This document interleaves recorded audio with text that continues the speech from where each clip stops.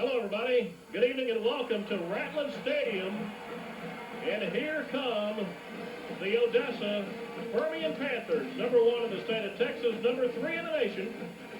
Barry Sykes along with Rick Wood for this annual battle between the Panthers and the Lee Rebels. Rick, going to be a great ball game ahead of us tonight, you think? Well, this is one we've been looking forward to. We knew it was going to come down to a big showdown, and boy, it has been set up through all the media, through all the hype and the boys and talking to everybody. Everybody's ready for this one, Barry. Now, Permian did win the toss. They will start the game tonight on offense, so let's look at the offense that will first take the field for the Permian Panthers this evening. We'll look at the offense in just a moment. What we can tell you is Permian is undefeated coming into the game tonight. We had hoped to have a battle of undefeated state-ranked teams, but Odessa High kind of did a number on Lee a couple of weeks ago, Rick, when Lee was unable to finish off several drives and ended up losing the game 13-9. You think that will have any effect on Lee's preparation tonight? Well, you know, you talk to Coach Miller, and Miller says, you know, we really didn't have any preparation. The rain held us back. We weren't able to really prepare for this game like Permian was able to, because of course they had the week off. But as far as the game last week the last one against Odessa High, I think that set everything up for them. Let's look at the offense for Permian as we get ready for the kickoff tonight. Nick Keaton, the quarterback, the senior, will be leading things for Permian tonight. The fullback will be John Williams.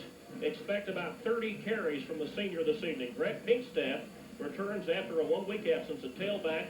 Sheldon Bass, expect a big game from him at wide receiver.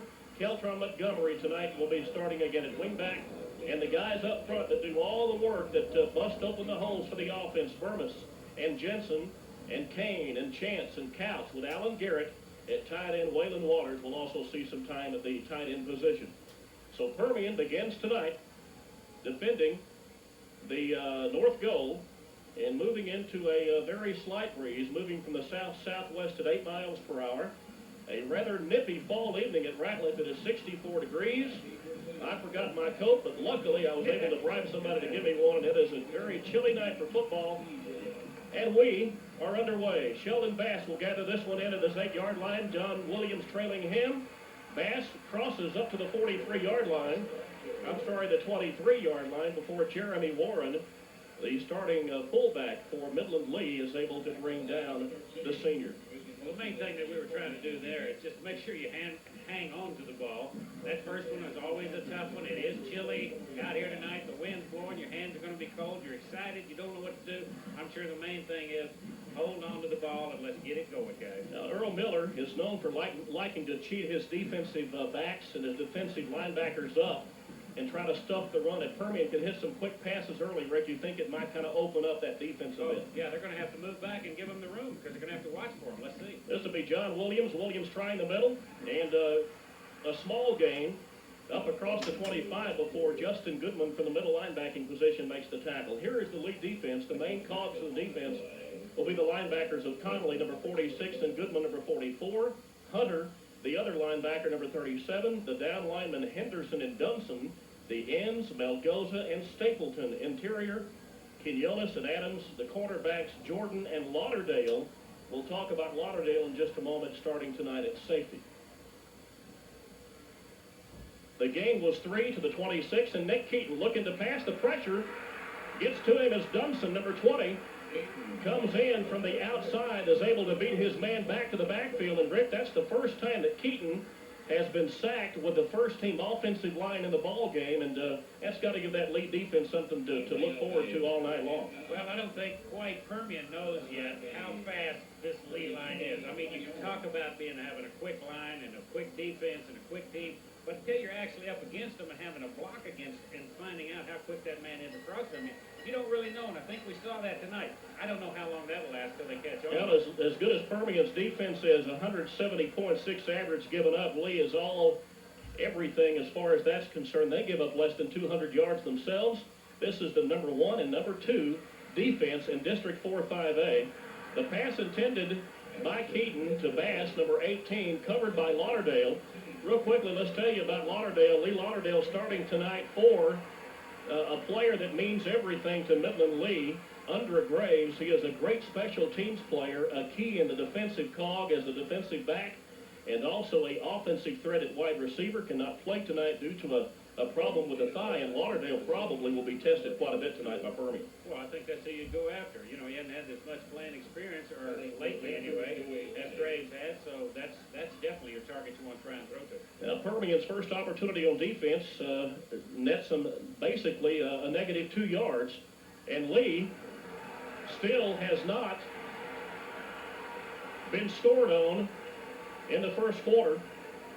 Joey Lenny back to kick. As you saw, it was blocked, and Lenny is limping badly.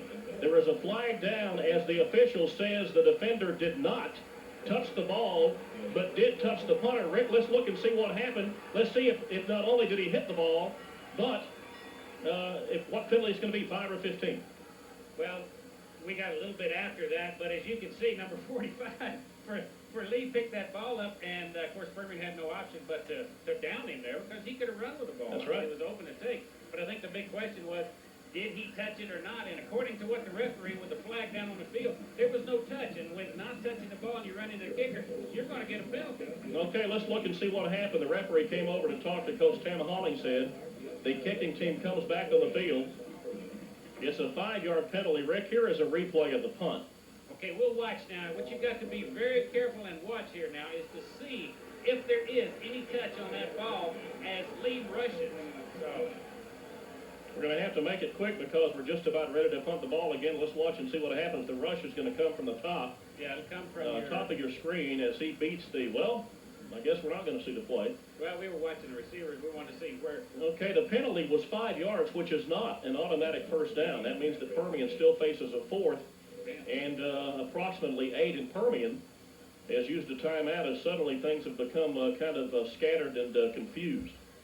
Well, yeah, they want to take some time, try and gather up as to what we're going to do, and there is some confusion here. You know, hey guys, it's the first game, it's a big game, everybody's pumped up, the adrenaline is really going, and you got to keep them talking. Okay, now we have something that's going to be kind of interesting, Rick. You have Joey Lenny, who coming into the game, one of the better punters in District 4-5A, averaging about 36 yards a punt. Apparently, in the block a moment ago, he really was shaken up, and Patrick Cooney, who is the backup kicker, has not kicked a ball one time this year. Suddenly will have to do it.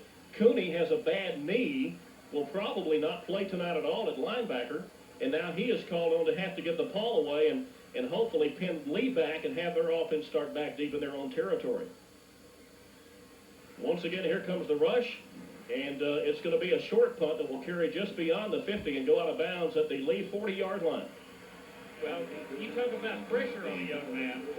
You're called in. You don't think you may not play all game. You're kind of set in your mind mentally that maybe I won't get in tonight because of my injury.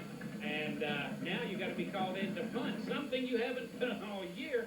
A lot of pressure. So I say that's a great kick. Well, a 35-yard punt from the senior, Patrick Cooney. Let's see if he is in at defense as a linebacker. We're looking for number 38. We'll check it after this play. If not, Couch, the sophomore, number 60, will get the start, and it is Couch who will get the start tonight at linebacker. Here is the Permian defense. Let's run through it right quick. First of all, beginning with the defensive linemen and linebackers.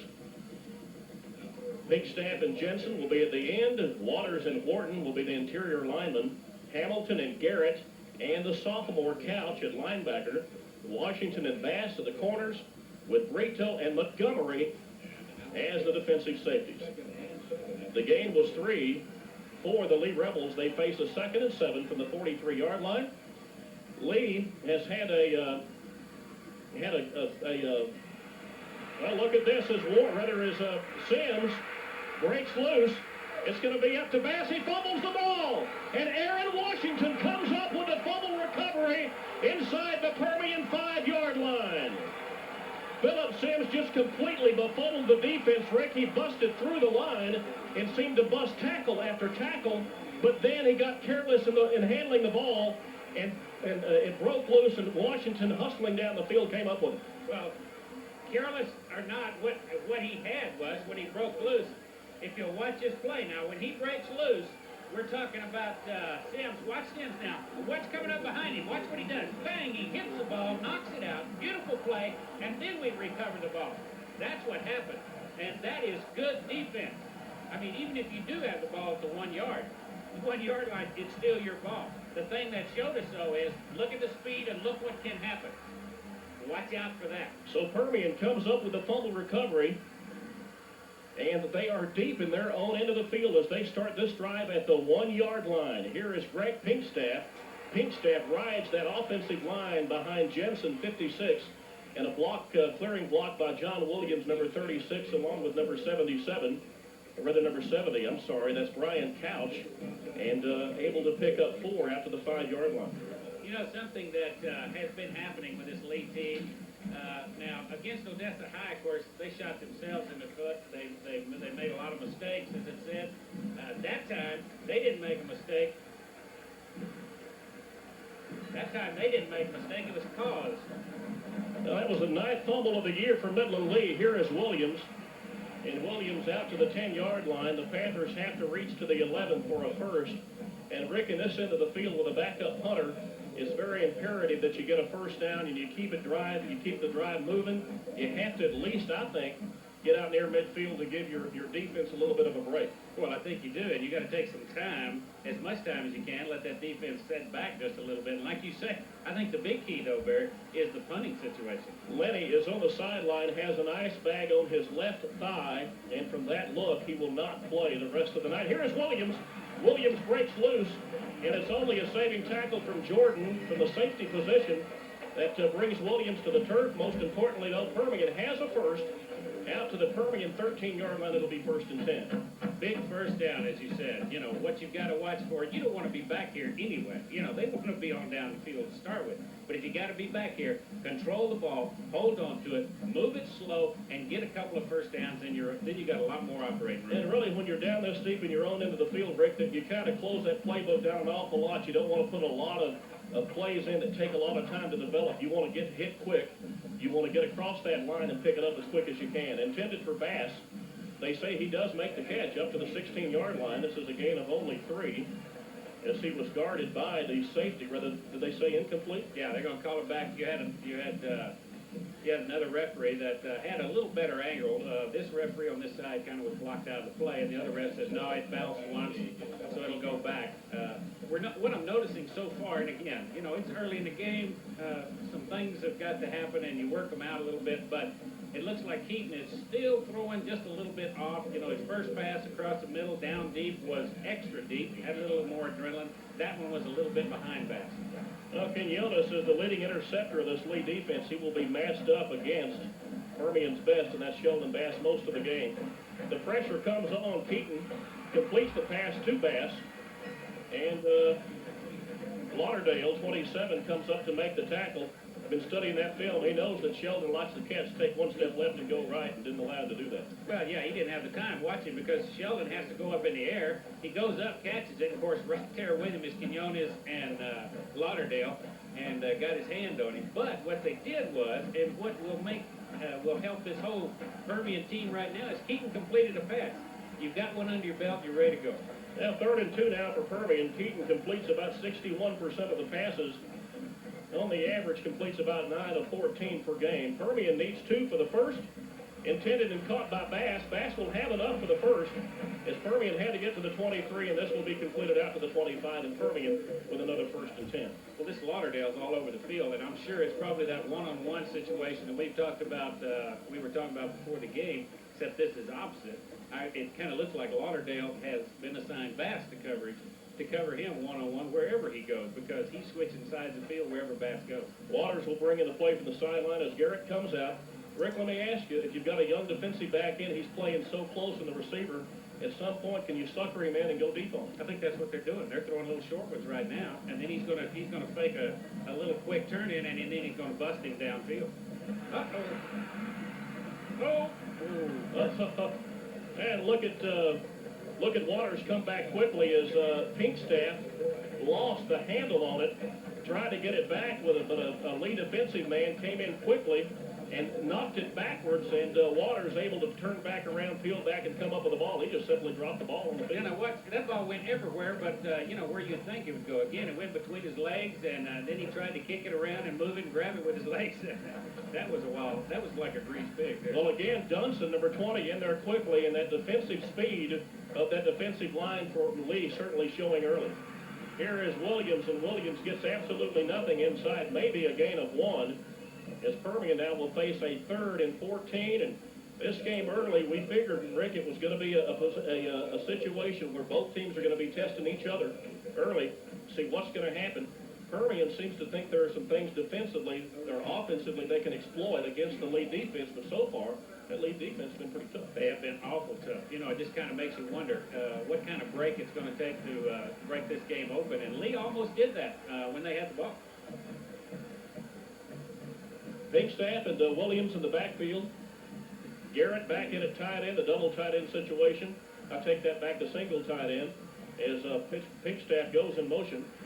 Panthers just simply going to try the run and don't want to try anything fancy. As Lee looking for the pass, Permian elects to run.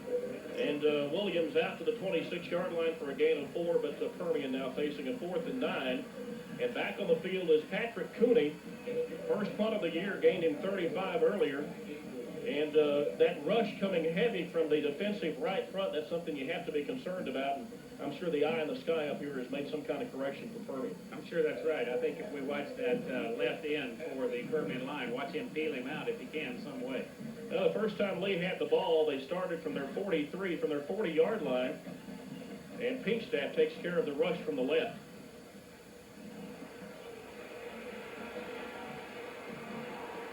Back to receive the punt is Stanford.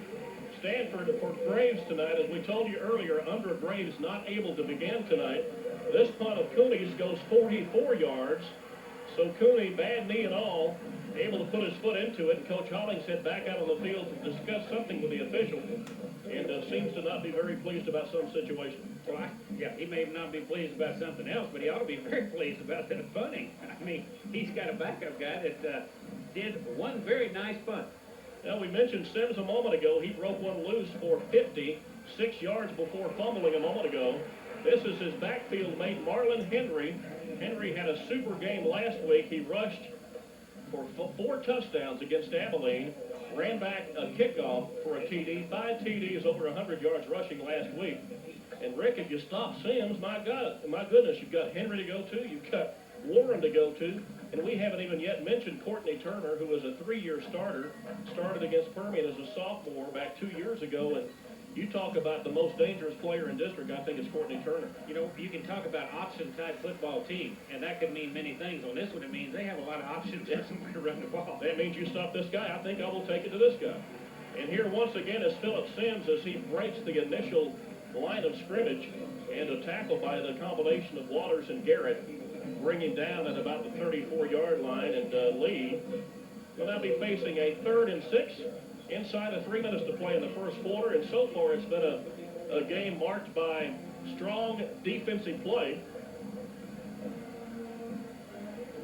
And now Permian's defense, we have their backs to the wall. They're at the 34-yard line. Lee is.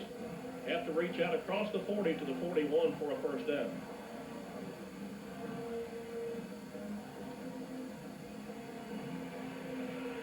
It looks to be a pass play, but instead the quarterback chooses to run, and the combination again of Bass and Garrett up quickly to make the tackle. Well, I tell you what's happening is, as we've read everything we can about this lead team, is that Courtney will start out to throw. But what you got to watch out for is he has that ability to run, and that's what he can do. So that it's very difficult for the Permian defense to know which way to go. They've really got to hold their position, hold and stop any rush possibility, but be ready for him to take off. They're actually not averages, but the quarterback Turner 25 of 40 passing this season. And as Rick mentioned, let it go. Here we go, all the way. I tell you, come on, win. We weren't sure. Anyway, Turner has completed 25 of 40. Rick, that in itself is a remarkable 63% completion. But I think the most important thing is, and this will tell you how strong the running game is, Lee averages 25 yards per pass completion. That tells you enough of that run, and you start coming up, and suddenly they hit you with a big play. So Permian will have to be concerned about that sometime tonight. There's that option word that comes in again. I mean, they've got a lot of different looks that they can give you. And your linemen, the pressure are there. You've got to hold your position. You've got to make sure somebody's not going to run. Now you've got to watch which way he's going to go. The Lee Rebel defense has not been scored on in the first quarter this season. That's a mark they are very proud of, and right now that mark is going to hold true as John Williams able to gain maybe a yard. We are inside a minute and a half to play in the first quarter, so unless Permian can hit a big pass play for a score, that goose egg by the Lee defense will hold. In fact, the Lee defense has given up only 21 points in the first half all season. And Earl Miller likes to say, yeah, but two of those were against the third-team defense. So that tells you how strong this defense has been, especially early in the ball games they have played. Only one loss for the Lee Rebels this year, as we told you earlier. That, as you know, was against Odessa High a couple of weeks ago. Williams looking to break free, and it just seems like one man is able to track him down, this time the linebacker, Chris Connolly. And Connolly, Rick, is a guy that the Permian coaches were most concerned about. They say that he is the kind of player that he is more dangerous going away from him than he is if you go right at him, because he has such lateral speed. They said he will just fly in. You're watching film and you'll see this 46 fly in and make a tackle out of nowhere, and they're really concerned about what he brings to this Lee defense. You saw how he traced Williams down on that play. 3rd and 3. The Permian Panthers have to reach across the 30. Here comes the pressure on the defense. Here's the pass, and it's too tall. As Keaton starting out early tonight, just a little bit off in the passing department. He is 2 of 5. And those 5 passes, rather that 2 of 5, only good for 12 yards, as Permian's offense will have to punt the ball away.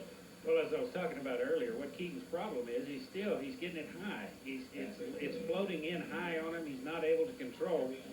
And then you might get the other side that he's going to be trying to direct that ball in, and then you got another problem. So it's just taking him a little bit longer to loosen up. He knows the pressure's there. He knows he's against a faster team, so he's rushing himself as much as anything. I'll tell you, if Cooney's going to keep putting the ball all night, he might just work that knee out and go back in and play some defense, huh? There wouldn't be anything. I'm sure he'd rather do that than what he's having to do. All right, this time Lee does not rush the punter. Instead, they elect to stay back and play for the run back, but Cooney and Permian get a good roll as the ball is all the way down to the 35-yard line. So as we come to the end of the first quarter, Patrick Cooney puts it into the ball 39 yards, and Lee will begin the second quarter from the 35. We have no score from Ratliff between Permian and Midland Lee.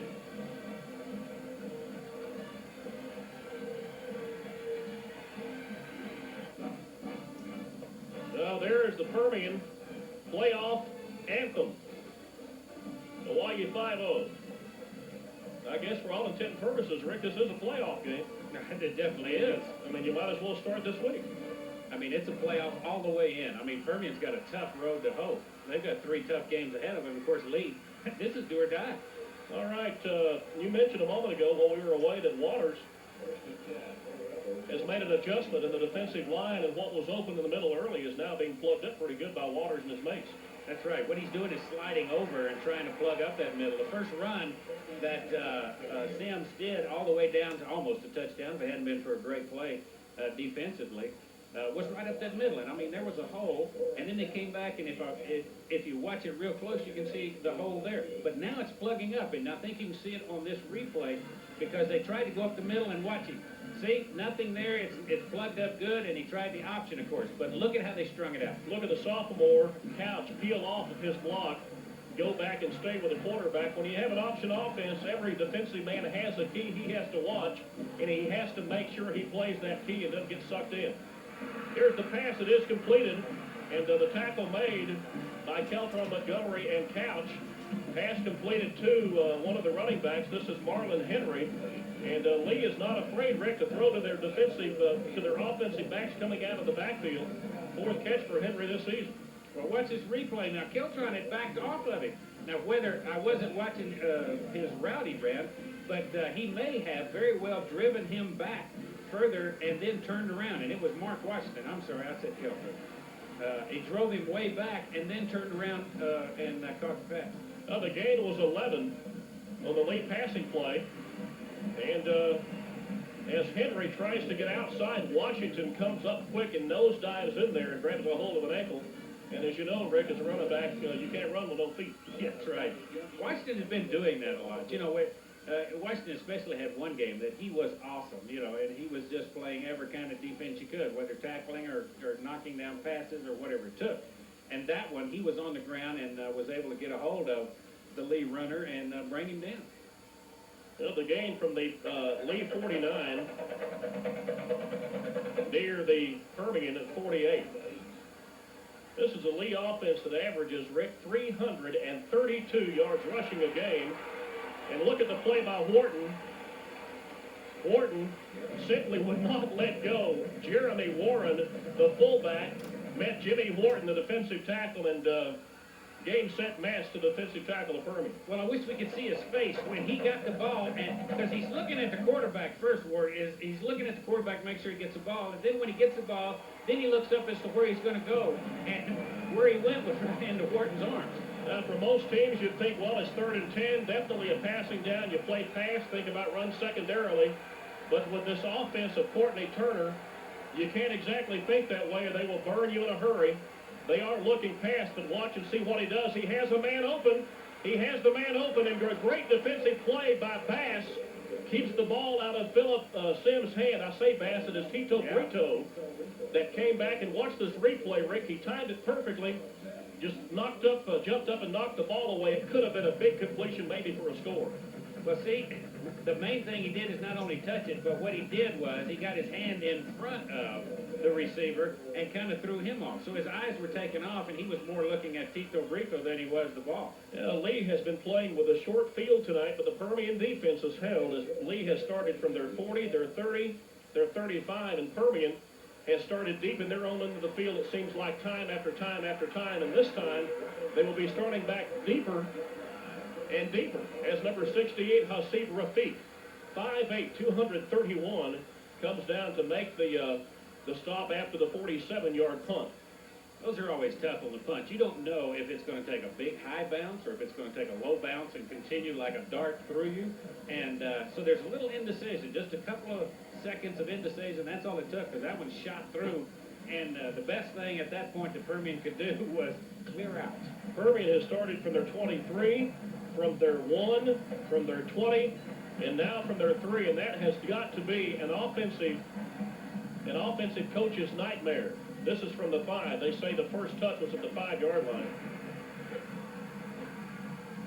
Is the ball loose? Did John Williams fumble? And they say no, the ball is on the ground after the tackle. Ooh. No gain.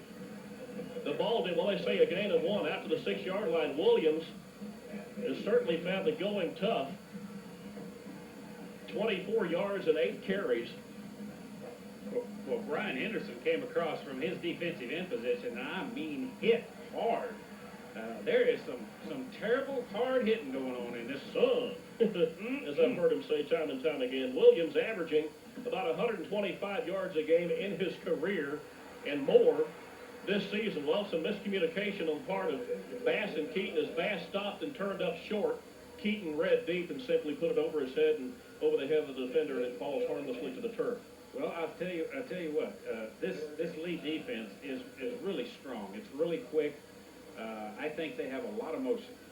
Here's something we might want to be looking for, Rick, as number 15, Cody Kidd, has checked into the game. You might remember against Odessa High, Kidd had a great night as he came in as a second tight end, and they left him uncovered to watch both Montgomery and Bass. Let's see what happens if they try to get the ball to Kidd if Bass and Montgomery are caught up in traffic. This one's completed, and they say it is enough for the first down as number 23, Ryan Quinones, comes up to make the tackle, but Sheldon Bass, doing as every good receiver does, make sure he gets beyond the sticks before he makes his cut and makes the catch. He was, and he was, I mean, he didn't allow a whole lot of room. I I would look for, if I was going to say, oh, you might want to go ahead and get a little bit more. How many pro players do you see, Rick, that don't even do that? You see them come up time and time again and turn up short. There's definitely a feel to that. Bass certainly showing a good head for the game as he got just enough for the first. And Permian, with just a bit of breathing room now, starts from their own 16-yard line. No score. We are at 8 minutes and counting in the first quarter. And once again, it'll be Bass on the reception. In fact, every pass tonight, all 8 passes, whether complete or not, have been intended for the senior wide receiver Sheldon Bass. Well, it looks like what may be happening is we're giving up the running game some, and we're going to the pass because that's what's working the best, because the running game has definitely been shut down. The running game consists of Pinkstaff with a 1-yard loss, Keaton on the 5-yard sack, and Williams with 24. So you take that and you come up with a grand total of 18 yards rushing for Permian, and that's very un-Permian-like, but something Lee has been very good about all year. Here is Greg Pinkstaff. What was it I was saying?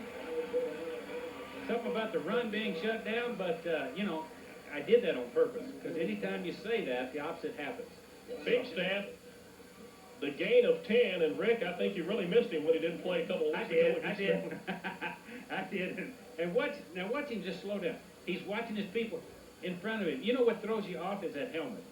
That's why I didn't recognize He's wearing the Mark Kelso type oversized helmet because of a, oh yeah, he got a stinger in practice a couple of weeks ago, and that's a precaution having to wear it. And, well, I'm glad and to see it. Can't miss him, I tell you, with the oversized noggin that he's sporting this evening. Keaton looking for the pass, and this one intended for someone other than Bass, as Keltron Montgomery can't hang on, and he knows he should have caught it. Yeah, it was there on his fingertips. I mean, it was still, it wasn't an easy catch. You know, you always want them just to kind of stick in your shoulder pads or in your face mask, but that way you don't have to catch them. But that was off his fingertips. He got his hands on it. He should have caught the ball. Well, it'd be nice if everything was perfect, but this is football. Doesn't work that way. There's perfect football, and then there's football, right? Well, the only thing is, though, when you have the first down play go awry, that means you only have the 2 plays to get the 10 yards necessary, as Permian will have to cross the 44, almost to the 45, to pick up a first. And again, the defense keying on Williams. Oh, my goodness. Fumble. He hit the turf, and the ball came loose, and watch Williams. He thinks he was down and set the ball on the ground, and then they say, no, it was a fumble. Rick, this was the classic case of the ground causing the fumble. He's down and simply lets the ball go, and the officials say fumble by Permian. Let's watch it close. Let's watch it close. Boom. He hit on his elbow. It definitely looked like the arm that's carrying the ball, the elbow bent, hit the ground, and then the ball popped out. But, again, it's referee's call. You know, we'll go from here and see what happens. We're getting a lot of noise on it. Inside of 7 minutes, and Lee starting from the Permian 39 as Waters and look like Waters and Garrett come up quickly to make the tackle on Marlon Henry, and it looked to be no gain. In fact, it is no gain. 1st and 10 now turns into 2nd and 10. Permian's defensive back to the wall. They want this game bad, Rick. They know not only do they want to beat Lee. I mean, that's a given. But a victory tonight will sew up a playoff berth. Adeline Cooper received the first playoff berth with their victory last week, and now Permian with a victory can make it number 2 out of 3 teams. Lee has Brian Bippen, and Bippen, the tight end, carries all the way down to the Permian 14-yard line. This is a gain of 25. Well, I tell you, Barry, what set that up is Courtney's play on that is he turned his back completely to the defense, was able to hide the ball well enough that there was enough hesitation in the defensive backfield of Permian that Bippen was able to sneak in between. Not only the second catch for Brian Bippen, he had a catch way back in week number 1 against El Paso Andrus, and then a couple of weeks ago had 1 catch for 16 yards against Odessa High, but suddenly he sneaks into the defensive backfield and comes away with a very important catch. And now Lee driving down inside the Permian 15 on 1st down and 10 from the 15. It is Sims who carries down to the 11. Well, I think it's test time, as they say. The big test, the first big test so far, or the second, I'll have to say, because they stopped that touchdown. It was a sure touchdown earlier for Lee. Let's see what the defense can do now, because I'm sure they're going to be put to the test. And I think we're going to see, it would surprise me, and a lot of things have in this game, but it surprised me to see Lee do anything other than just try and grind it out of it. Now that was a 24-yard catch and run from the quarterback, Turner. Again, what did we tell you earlier? Average about 24 yards of pass completion. Here is Turner.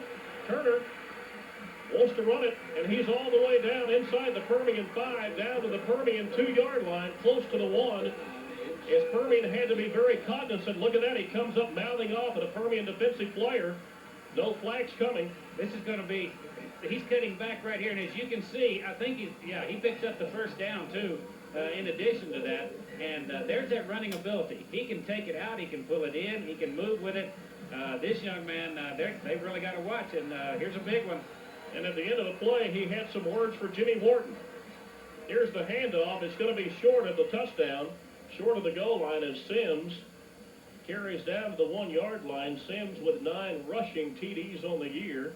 Marlon Henry leads the team with 10 rushing TDs, and Lee, after the fumble by John Williams, started from the Permian 39.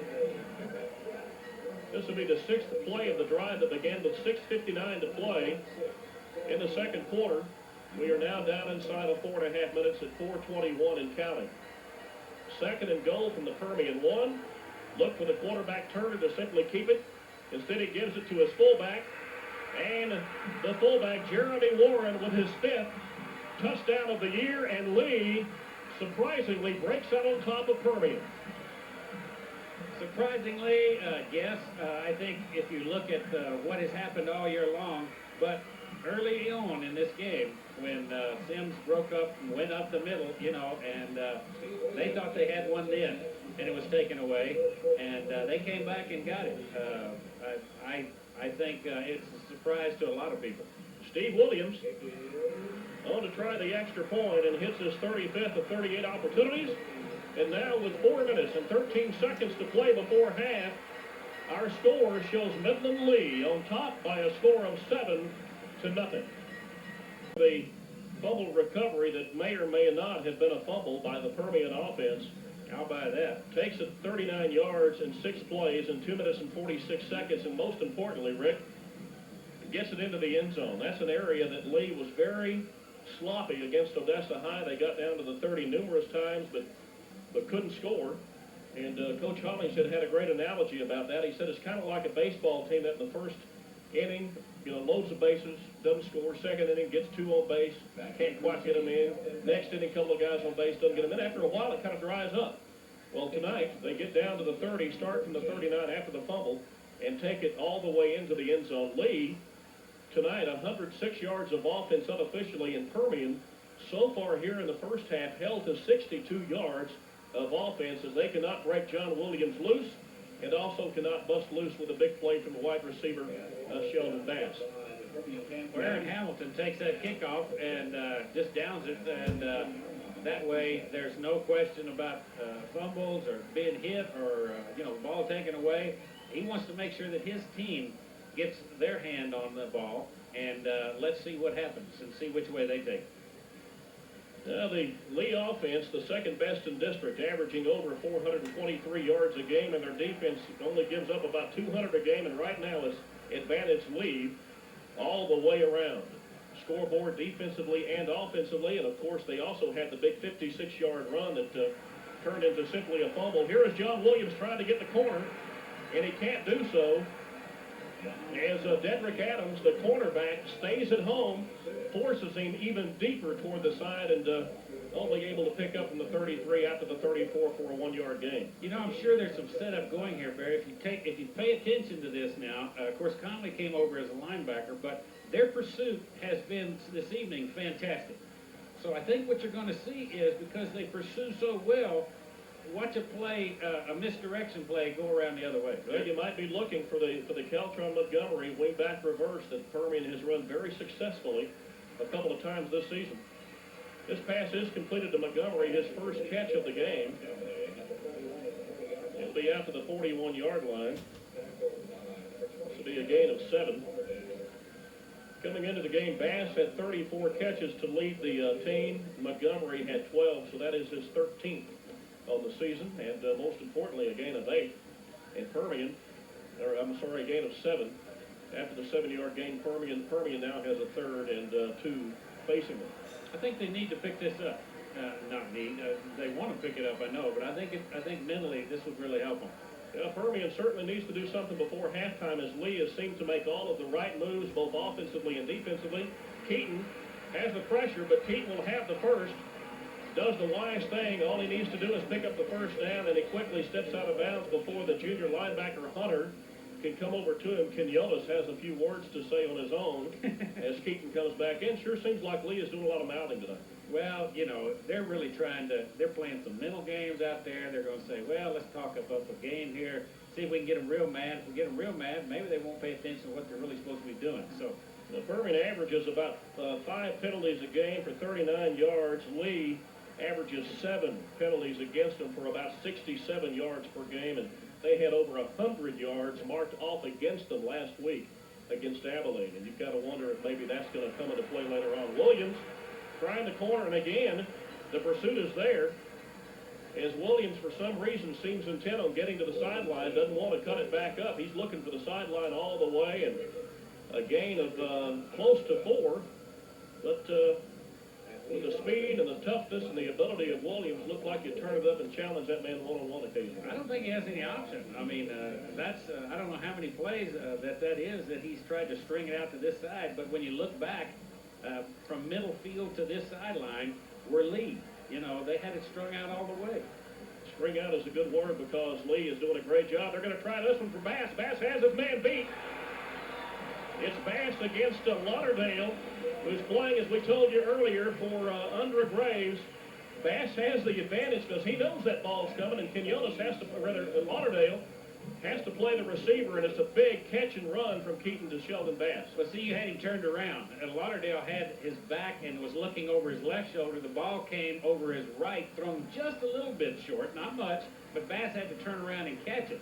So it was very difficult to turn around and make it. Now the pass and run, good for 22 yards. Permian want the whole thing all in one fell swoop. And look at this catch by Bass, just fantastic. He's able, Rick, to not only catch the ball, but keep his feet in bounds, get an extra couple of yards before they push him out, all the way down to the Lee 3-yard line. It's the same pass. I mean, it's just to the other side. See, he's lobbing it in, and there's Bass to catch it. Lauderdale, again, outside, 25-yard pass reception.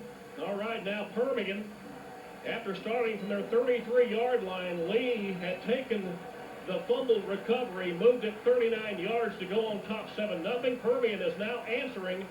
Let's see if they can put it in the end zone. Williams fighting inside the 3-yard line. Melvin Dunson, the defensive end, comes up to make the tackle. Here's something we talked about before the game, but we haven't harped on during the game. Look at the numbers of the defensive lineman. Henderson, number 45, Stapleton, 34, and Dunson, 20. Not Simpleton, I'm sorry, Scott. Those are back numbers. That tells you they have speed, not just the strength, but speed. What are you laughing at? A Freudian slip there. Yeah, sorry about that. Freud always warned me about that. Permian, second and goal from the 2. And what are you there? Yes, into the end zone. Mark Hunter with the punishing hit about 3 yards late, but John Williams into the end zone for his 16th touchdown of the season in Permian with 1 minute and 1 second to play before the half. Answers Lee tit for tat. But one thing I saw there is, even though it was too late, Williams jumps over, hard hit, he didn't have the ball. The ball got loose. Really? I think that's something to watch. Something's got to be concerned about. Molina will set it down as Stevenson will boot it through. And Stevenson, you talk about consistent, his 30th consecutive extra point as Eric Stevenson puts the exclamation point on the drive that began back at the Permian 33, and now with 1:01 to play before halftime, we are all knotted up at 7-7. Permian takes the drive 67 yards in 8 plays, 3:11 on the clock, minute and 1 second. Look at this play, Rick, and you're absolutely right. Because of the hit by Hunter, the ball comes loose. Now, we don't know if that's because he crossed the line of the line of the goal line for the score, and then who cares after that? But that is something to kind of keep. No, that's true. The score was good. Once you break the plane, that's all it takes. You don't care what you do with the ball after that. But that's the only thing that caught my mind. I know the other fumble that happened earlier in the game was very questionable. I still feel it was ground, but I think that's just something to keep our eyes on. Of course, that was a monster hit. They could have tied that ball to me. Wouldn't get hit that way, and I'm going to lose it. But Well, it's basically been a very clean played ball game. Lee with a very costly fumble down to the Permian 1 after a 56-yard run by Sims carried him down that way, and Permian escaped the bullet then. Kicked off by Stevenson. Look at this, as Permian has had some problems in the kick return game this year. And Henry comes up quickly and able to break through the wedge. you'll get it out. I tell you. No, he did. Between that and Simpleton. But Up look- to the 32-yard line. Look at the size of this guy. Either it's big shoulder pads or he's a pretty big, well, it must be the shoulder pads. He's 167 pounds. He ain't that big. He sure looked like he was. You don't think they'd be lying about the weight, do you? Oh, no, of course not. Less than a minute to play before half, and Permian has to be very careful of the big play Lee offense. Where'd they try that one, Barry? Right up the middle. That one's right up the middle, and as they're trying to bust loose, as Rick told you a moment ago,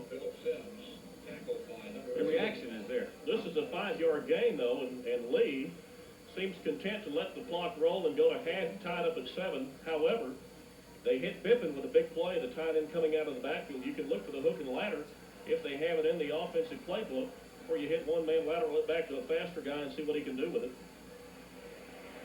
Boy, there was Turner looking to pass. He rolls one way, comes back the other, and gets what he needs. Adam Hamilton helps to run him out of bounds, but the gain will be out to the 47-yard line as Turner picks up 10 before the clock ticks down to 14 seconds to play before the half. No doubt what was going to happen on that. I mean, Courtney turned around and either there wasn't anybody there that was supposed to be, or it was definitely designed for him to run the ball. Now this is after the 48-yard line. The game was 11. In the kicking game, Steve Williams has 3 field goals this year, and his longest was last week's 30-yarder against Abilene High.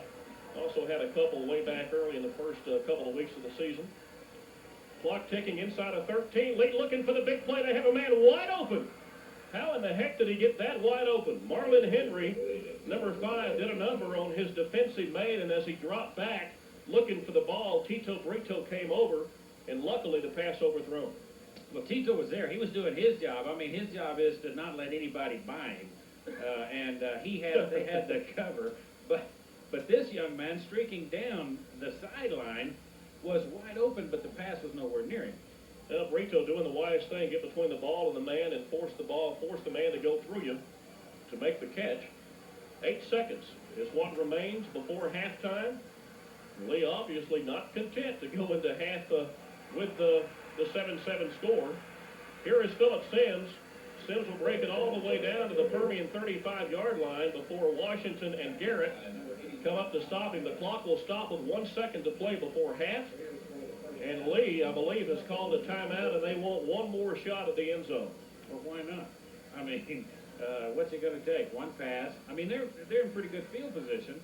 And the big thing that, of course, Permian has to do is just drop back, kind of form that, as they say, umbrella, and keep them from getting past you, keep them in front of you.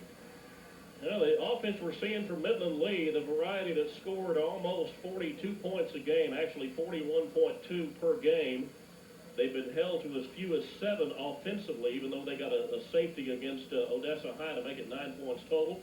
Also scored 14 against Abilene, but then you look at everything else they've done, my goodness, 55, 61, 56, 43, last week 51, so that tells you that when they get that steamroller going, Rick, it can really go in a hurry. Well, how many teams playing the number 1 team in the state, number 3 in the nation, wouldn't enjoy going in at halftime with a 7-7 tie? Well, apparently not Earl Miller and Midland Lee. Let's see what happens as Lee will go from the shotgun. Courtney Turner, he's looking for the whole ball of wax, and this will be intercepted by Sheldon Bass. Simply overthrown as they try for the end zone, and Bass will pick off his 6th pass interception of the year. We go to half, and we are all not up. It's 7-all. The Permian Band coming up in just a moment.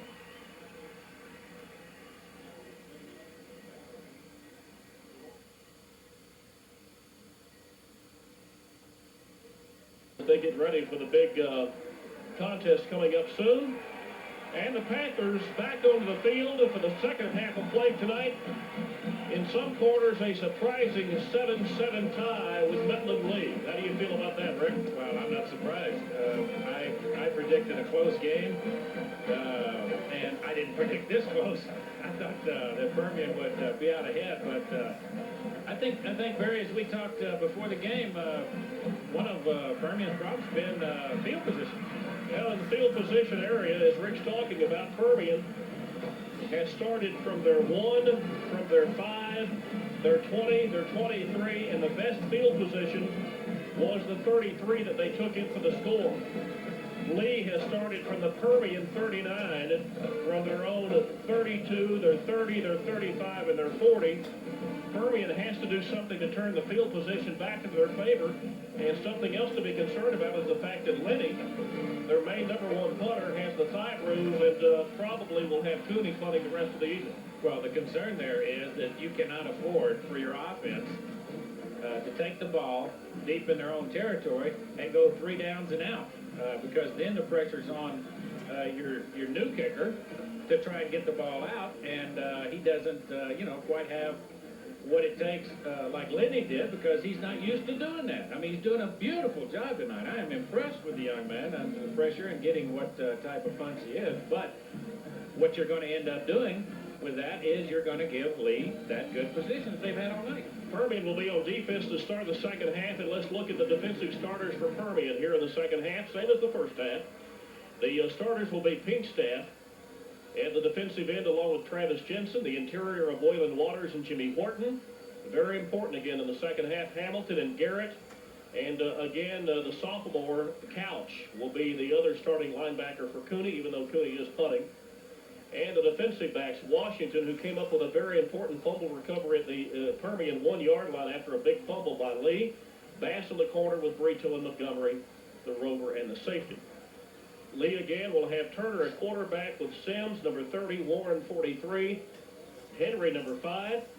The replacement for Under Graves, Jerry Stanford, at wide receiver has not been a factor tonight, but the tight end Brian Bippen has, as Bippen has the big pass reception of 25 that led to Lee's score. Lee has held John Williams unofficially to 36 yards on 13 carries, and the passing 83 yards for Permian and Keaton. This return by Henry, they could have pinned him deep, but it takes Eric Williams to bring him down out at the 33-yard line. So Lee, as we mentioned, started out with great field position in the first half, starts this one from their own 33-yard line. Well, going up that sideline, I mean, it's generally one of the toughest things for a kickoff returner to do, because you've got the sideline really being defensing you on one side, and then you got, of course, the defense trying to get a hold of you. And he did a pretty good job, broke quite a few tackles. Well, a playoff spot is on the line. Permian, with a victory tonight, will sew up a playoff spot and join Cooper as one of the 3 teams in the playoffs of '93. Lee fighting for their playoff life tonight. And they will try inside with Marlon Henry. Henry wrapped up by the interior. You see Horton coming off the bottom, but he was wrapped up by, I believe, the linebacker, Garrett, along with 88 Waters, and the gain of 2 to the 35. Well, Waters important. They've closed that middle. I mean, Lee just might as well forget that middle. It worked once, maybe twice. Good for them. But you can forget that now. Permian learned a lesson there. Oops, okay, now we see. So they closed it down. Now checking in is Benji Garcia. Garcia in for Waters at a defensive lineman position, and the quarterback, Turner, looking to pass. Pass is complete for a modest gain as coming out of the backfield is Sims. Lee has scored 83 points in the third quarter this year. Permian has only given up 13 in the third quarter. Permian's offense has scored half of what Lee has at 42. So that's something also to consider. Big defensive play here. Lee with a 6-yard pass completion to the tailback will set up with a 3rd and 2. Type of play that if the first half is any indication, it'll be a pass play called by Turner, and he will have the option of whether to run or throw, and chances are it's going to be a run by Turner rather than a pass, but they try the middle instead. They will have the first. Look at him break the tackles as Adam Hamilton grabs a hold and finally has some help from Brito, but not before Philip Sims, who had 70 75 yards, 73 yards rushing the first half, 54 down on that one carry. Picks up enough for the Lee first after the 47. Well, notice that Sims didn't, he cuts to the outside, and that's where he broke through. But the running game has been the meat for this Lee team tonight. 162-pound senior. All three of these, rather two of the three backs, meaning Sims and Henry, have been three-year varsity players, and their experience certainly shows. And Turner has played 2 years and at least a couple of games as a varsity player, and his experience also very important tonight. You know, what I'm seeing right now happening with Lee is their running backs are not running hard as they were in the first half. They're very hesitant. They're coming up like that time. Oops, he hit me. I'm going to hold off a little bit and try to move outside. You can't do that. The Panthers will eat you up. The gain, nothing. And Turner rolls back right, looks back left. He has a man wide open, and he drops the ball intended for Marvin Henry. And from way off on the side comes a flag shooting 30 yards from the side of the field. Rick, my goodness, what happened? It's the big one. Hold me back. How can you call that? You're behind the play to start with in your positioning. The referee is behind Tito Brito that makes a call. The one that's behind him has a shot right into the middle of what that play is. Didn't throw the flag. This one's over here on the sidelines at the 30. That's a 28-yard penalty called against Permian. Now, wait a second. What do we have to know? Okay, what they're going to do is walk back up to the line of scrimmage, which was the 47-yard line, then mark the 15 off against Permian, and this will set the ball at the Permian 38. But again, Rick, that's even though it counts as penalty yardage, the first penalty against Permian tonight, that is just like a 15-yard pass play for a first down. Oh yeah, it's here. You caught it. Let's play and go. It's hard for me to believe that referee could honestly make that call. Maybe he saw something nobody else did, but he was at least 20, 30 yards off the play. I'll tell you, he has quite an arm. He should have been playing baseball this week for the Blue Jays of the Phillies. Yeah, what's that thing loaded with? Uh-oh.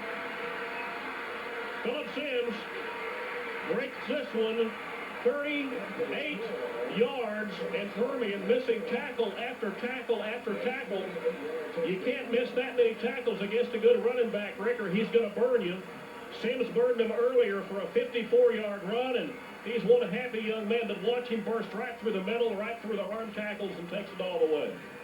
There's that middle play, but what he did was he had some good blocking up front, pushed through. He was kind of hidden, but once he gets the speed going, he's a fast young man, and that's exactly what happened on that first play, or first series for Lee to start the game. Sims' second biggest run of the year for a touchdown. He had a 43-yarder against San Angelo, but now after the point after by Williams, with 9:20 to play, Lee has taken the third quarter kickoff and driven the length of the field against Permian to move out on top 14-7. The 38-yard run by Sims, capping a 67-yard, six-play drive, and Rick, most importantly, the biggest play by an opponent against Permian prior to that was a 49-yard non-scoring run by Gerald Watson of Temple. Permian had not given up a big score for a touchdown this year, either by air or by ground. Already tonight, Sims with two huge runs. Maybe both of them should have been scoring runs, as they somehow seem unable to tackle the senior running back as he burst through the middle of the line. It looked like he's covered in grease. That's what it looked like. This return by Tito Brito will be out to the Permian 32-yard line. Sims unofficially becomes the first back to bust 100 yards against the Permian defense. Chad Reagan of Amarillo was the best thus far at 90 yards, but over 117 so far for Philip Sims tonight. And Lee certainly has the upper hand. Well, let's see if Permian can react like it did the last time Lee scored against them. They came back real quick with 2 or 3 long passes and got the score. Now, Permian are masters, the coaching staff, the players are masters at making the halftime adjustments to break loose a running game and a passing game. And John Williams, whose biggest carry in the first half was a 6-yard gain. This time carries from the 32 out to the 36 to the 37. This will be a gain of 5, and they desperately need to break him loose to not only to break loose the running game, but also open up the passing game a little bit more. Well, that's true, but what he did that time, he wasn't going around the end. He went up the middle and got the yardage. And you'll take those. You'll take 5 or 6 downs, yards or first down. So Permian, after the play, will have a 2nd and 5. They say official the game was 5. Williams, as he sees the inside, rather the outside cut off, cuts back up against the grain before Dedrick Adams makes the tackle, number 12, and Williams looks to have made an adjustment, had halftime himself, and able to cross the 45-yard line. Yeah, I think if you watch, what happened was they turned Williams' compass around and said, no, you don't go east and west. We want to do a little north and south. And that's what he did, and he stayed inside, and because that's where your blockers are. Your blockers are right ahead of him. East and west don't really gain you a whole lot, but that north and south is what really moves the ball down the field in Permian. A little bit of mix-up in the offensive line as the offensive left front of Burmis and Kane move early. Let's look at the Permian offense right quick while they have the opportunity. Second half, same as the first half. Keaton at quarterback. The running back will be John Williams. Greg Pinkstaff will be the tailback. Sheldon Bass, Keltron Montgomery, wingback, wide receiver. Alan Garrett, the tight end. The offensive linemen of Burmis and Couch at tackles. Kane and Jensen doing both ways at guard, and Eddie Chance will be the center. Well, you don't need to be making mistakes anytime, but especially in a game as tight as this is. Any mistake, whether it be penalty or anything like that, just makes it that much harder to return. Lee with the big plays tonight. Nice. Over out on top. Here is Williams breaking across the 50. John Williams breaks for the open. John Williams has one man to beat. It's the linebacker. There is Chris Connolly that we talked about in the first half, Rick. Look at the speed of the linebacker against the running back. He saves a Permian touchdown. Well, he did have the angle on him, but still, even with an angle, you still got to get speed to catch up with him. A 33-yard run by John Williams. Okay, here goes Williams around the end. Now watch him cut back across the grain. Here he comes back across. Now there's Conley on the outside top of your screen. Here he comes. He's got the angle on him, but he's still got to be quick because Williams is a fast young man. 53 yards on the run. It began at the Permian 40, ends at the Lee 7. Williams can smell the end zone. Look at him push and power inside the 5 to the 4-yard line. You have to control the pigskin, though. Make sure you don't let it go at this point in the ball game. Yeah, but there's the Williams of old, right there. You're down, you're hit, you stop. Oops, not enough. You're going to get some more. Your legs never quit driving, and with his power, he keeps going. Now, Barry, if you had to run 53 yards, and then they call your play in the huddle again and say, now you got the tough yards to make, well, there ain't no way. You're dead anyway. You can't move. You're out of it. Well, he ran 39 times against Amarillo. Didn't really seem to affect him at all then. And like a lot of good running backs, the more you give it to him, the better you do. He's got to hang on to the ball. And Lee comes away with the errant pigskin as Williams not able to control the pitch. Chance disgustedly comes off the field, as does Kane. Let's watch the replay, and Williams just simply took his eye apparently off of the pitch, and the ball bounced to the turf, and he could not recover as Midland Lee comes up with the fumble. Well, he had his head up. He was looking at the line when the ball got to his hands. You can see that in that replay. His head is up. He's not watching the ball come into his hands, and you can't do that. There's that mistake. Remember what I said earlier. A game this tight, you cannot make mistakes because it just sets you back that much further. Permian had only had 3 fumbles on the year coming in to the game tonight, and already 2 of them against a very stout Midland defense. And now look at the offense power out to the 10-yard line. Started from the 7, the gain is 3 to the 10, and Permian certainly has their backs to the wall as Lee is controlling the momentum of the ballgame. Well, momentum, you're right. Now, what was leading that run right there were the 2 big guards. Oh, he's huge, ain't he? 299 and 231 on the other side of center. And in the middle, you've got a 230-pounder. I mean, those are some big young men. And that was just a power play right out the front. You can see him move Permian back on that side. If you look at 67, that is Shane Roach.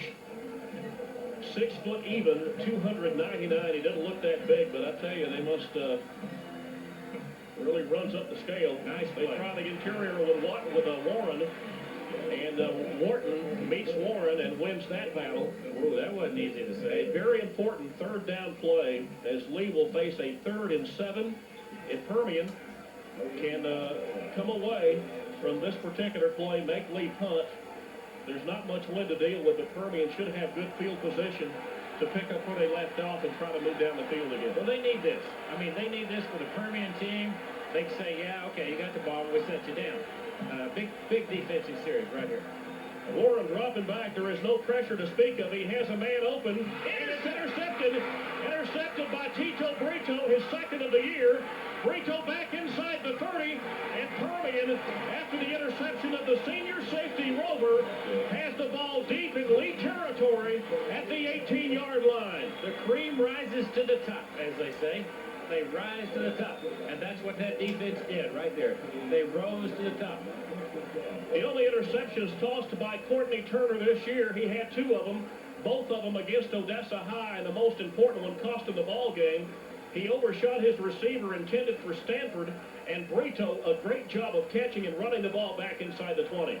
I tell you, that wouldn't have been an easy catch for an excellent wide receiver, and Brito made a fantastic catch. Now, Permian's been shut out in the interception department the last couple of games, but Brito comes up with a huge play, and Permian wants it all. And what a tough play, a tough throw, as you've got to be very careful, Rick, on those quick outs to make sure you have the arm to get it to your offensive receiver. If not, he could be picked off and go back 90 the other way, but it's complete to Babs. You're right. Quinones, though, you're right there, because it looked like watching it, it was forever to get there. But Quinones almost made a big mistake. Quinones is the most dangerous of those defensive backs. He has the 4 interceptions on the year. Permian, the gain of 9. They will have a 2nd and 1. Look for Williams on the inside carry as Permian wants to get a first down inside the 10-yard line and then simply take care of business inside of that. And almost recovered by Frank Malgoza as Williams seems to have his concentration lapsing at the most important time of the ball game, but you can't take him out and talk to him, Rick. You need him in the backfield. Well, you do need him there, but what Keaton used to do right now is say, now look, guy, watch the ball all the way in. Or the best thing to do is not toss it. Call your plays and put it in his gut. This is probably 2-down territory. Permian facing a 3rd, and after the loss of 1 by Williams, it'll be a 3rd and 2. Look for an inside move as he simply puts it in the gut of the fullback. No, it's going to be a pass. Keaton, looking over the middle, it's intercepted. The first interception of the year by Keaton, as this is picked off by the middle linebacker, Justin Goodman. And now Permian has 2 opportunities inside the Lee 10-yard line, and both times turnovers turn them away. Big turnover there. I'm sure, as you'll see on this replay, Nick saw, pumped, nope, didn't throw it because he wasn't ready, and then pumped and threw, and it was just too late. Defender had moved in there by that time and intercepted the ball. That was the 100th pass of the year for Nick Keaton, and the first interception. It comes at a most inopportune time as Goodman able to take a errant pass by the senior quarterback, and now Lee starts off from their 13 as they have turned the Permian offense away twice. Just a little sloppy inside the 30, something we were talking about Lee having a problem with early in the year. Now it's Permian that can't finish off the drive. You talk about coming into any game, high school, whatever, pro, it doesn't matter. You never know from game to game what can happen. And tonight it seems like, so far, Lee has just that little bit of edge on defense so far on the takeaway. That could mean a whole lot in this game. The difference, the 38-yard run by Philip Sims to put Lee on top 14-7. They go back to the same play on the inside as apparently what's working is going inside the tackles, hesitating just a bit. This handoff, though, was to the fullback. No, it was to Sims, number 30. What seems to be working, Rick, is they come into the middle, hesitate in the pile just enough for the defense to slack off and then burst through, and the defense can't recover. Well, nobody's grabbing them. I mean, because the Permian Panthers in the middle are being locked up pretty much by that offensive line. And so right behind that big offensive line of Lee comes the runner. And they've got the front line locked up, and all they're doing is kind of hiding behind there because your linebackers can't find out where they are. So Lee, after the interception by Goodman, started from the 13 on the second play, able to pick up the first down barely by the length of the football, and now Lee will have a new set to work with from the 23. Last series before this, the John Williams fumble resulted in a Tito Brito pickoff. Permian set up inside the 20 of the 19, but on a third down play, 3rd and 2, pass intercepted by Goodman, and now Lee coming right back with the ball. Quarterback, Courtney Turner rolling out, has a man wide open, and couldn't decide whether he wanted to hit Tito Brito with it or Chris Walker. Yeah, he had two options there, throw one short, one deep, and he chose the middle path and threw it in between them. You know, the first down play nets nothing for Lee, but Permian still facing a very tough task at 2nd and 10 from their 20, from the Lee 23-yard line. We are at 2:50. Clock stopped after the incomplete pass. Permian offense has been out of sync tonight. The defense, the story on the defense this year has been, but don't break, but a couple of breakdowns tonight have led to some big scores. This is Marlon Henry. Henry breaking loose before he is brought to the turf by Keltron Montgomery, but this will be all the way out to the 48-yard line. From the 23 to the 48, a gain of 25, and the Permian defense just can't seem to stop that little hesitation play. Well, we're missing some tackles. You know, there was one right there that was a good hit, should have been. So coming over is Hamilton, and you kind of could see that. The way Hamilton made that tackle is, I'm going to hang on, and you're going down, big boy. But what really happened was back at the line of scrimmage, you know, he was going to gain 5 or 6 yards, but he should have been stopped there. We're just not making the tackles tonight. Timeout on the field with the injury to a Permian player. 2:41 to play in the third quarter. It is Lee 14 and Lee 14 and Permian 7. A full house tonight of in excess of 21,000 watching this game, the premier game of the state, between the Permian Panthers and the Lee Rebels. Injury timeout on the field by Permian. Into the game will be Mike Nichols at a cornerback position. Also, Eric Williams, number 45, has come into the game for Pinkstaff at a defensive end position, as Permian trying to rest some of the offensive starters to see what they can do. Well, they've been on that field a lot of time. I mean, and they did some fantastic things by two quick turnovers. I mean, they got the ball back, and you know, you get it back once with an interception, and you're starting to drive, and you make a good run, and all of a sudden the coach says, oops, it's time to go out there again. And so you're back out there, then you get a fumble, you know, and you're back out there. So there's been a lot of time on the field. The boys have done, that defense has done a good job. As we've talked about, and you mentioned, you know, about the bend. They do bend, and they do real well because they always return back to the original position. But they're having a little more difficulty now because they're playing a real fired up and tough Rebel team that really wants this thing tonight. You know, they know that they have to win the game because their playoff backs are up against the wall. Permian should win the game tonight, or rather with a win tonight against Lee, would also be into the playoffs. Lee, though, would have to do something with Cooper in a couple of weeks. Sheldon Bass, the injured player, is on his feet and will be escorted off in just a moment. Well, Philip Sims with one heck of a game tonight, 121 yards rushing, Rick, on only 9 carries. And I think what that tells you is what we talked about a moment ago, and that is that a lot of broken tackles and arm tackles ain't getting the job done tonight. No, they're too quick. You know, they're just too fast because they're not big boys back there. They're running backs for Lee, but they are very quick. Now, you know, we're not talking like this game is over, folks. We've got 2:41 left in the third period, and this Permian team has been known, you know, for the unknown, you might say, and they will be there. Now the big play, the 25-yard Sims run means that Lee near midfield to the 48-yard line, and this is number 30, Sims once again. Sims will cross over into Permian territory at the 48 after the gain of 4. Offensive line of Lee just doing a great job so far tonight. Shaw, the left tackle, goes 235. Rhodes 299. The left guard, Tucker, brother of Ryan Tucker, that now is at TCU, 230 in the center.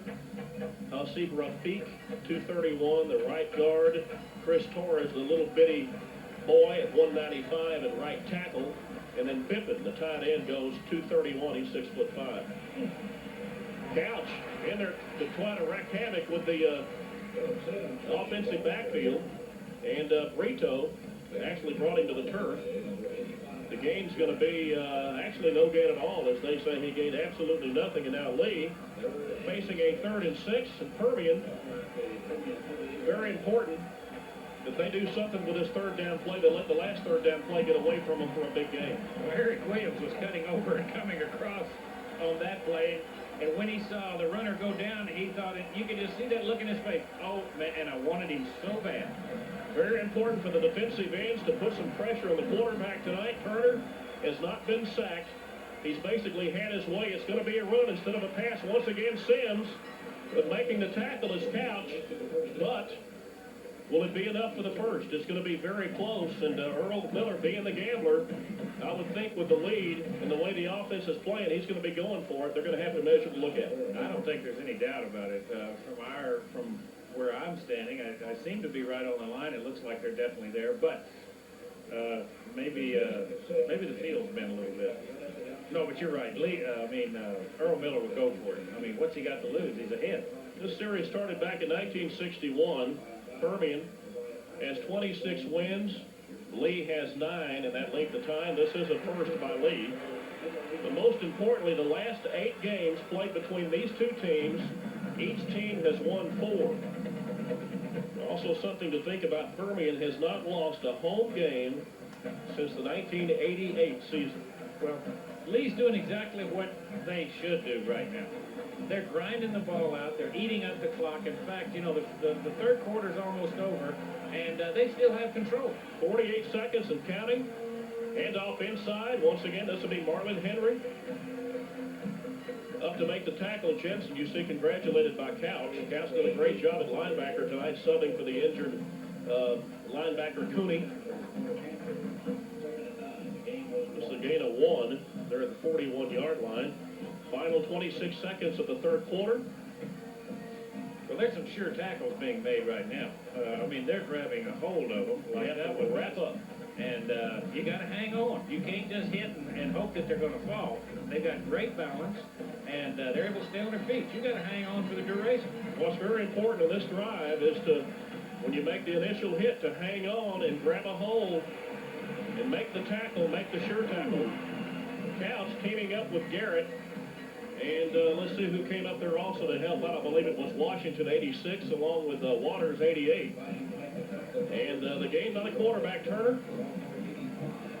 Line of scrimmage started at the 41. It ended at the 38. The game was 3 as we have come to the end of the third quarter with Lee once again on the move. And Lee owns the scoreboard by a score of 14-7 after 3 quarters of play.